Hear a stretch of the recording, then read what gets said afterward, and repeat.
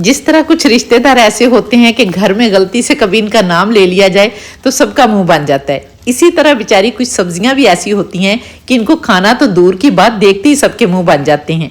इसी तरह आज जब बच्चों ने मुझे तोरियां धोते देखा तो मुंह बना लिया और कहने लगे मामा आप भी कमाल करती हैं, कभी काम की सब्जी ना पकाया करें। तो मैंने कहा ठीक है बच्चों, आज मैं बिस्मिल्लाहिर्रहमानिर्रहीम। अस्सलाम वालेकुम मेरे प्यारे बहन भाइयों, उम्मीद है आप सब लोग अल्लाह के फजल से ठीक ठाक होंगे। मैं हूं मुस्कान खान और मैं आप सब लोगों को अपने चैनल मुस्कान डेली कुकिंग पर वेलकम करती हूं।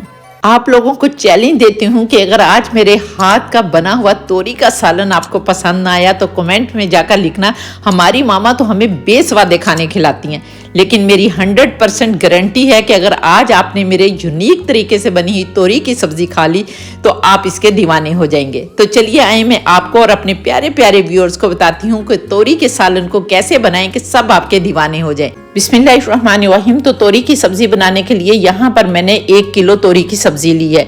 मैं तो इसको तोरी कहती हूँ, इसका अगर कोई और नाम है तो आप कमेंट करके मुझे जरूर बताएं कि आप लोगों के यहाँ इसे क्या कहा जाता है। तो यहाँ पर तोरी की सब्जी को मजेदार बनाने के लिए आपने 3-4 बातों का ख्याल रखना है। अगर आप लोगों ने इन बातों का ख्याल रख लिया तो आप यकीन करें कि आपकी तोरी का सालन भी बहुत मजे का बनेगा। सबसे पहले ये है कि जब आपने तोरी खरीदनी है तो ये देखना है कि ये ताजा है। ताजे का कैसे पता चलेगा कि एक तो यहाँ पर देखें इसके पीछे जो फूल होता है ना, इससे पता चलता है कि ये बिल्कुल ताजा है।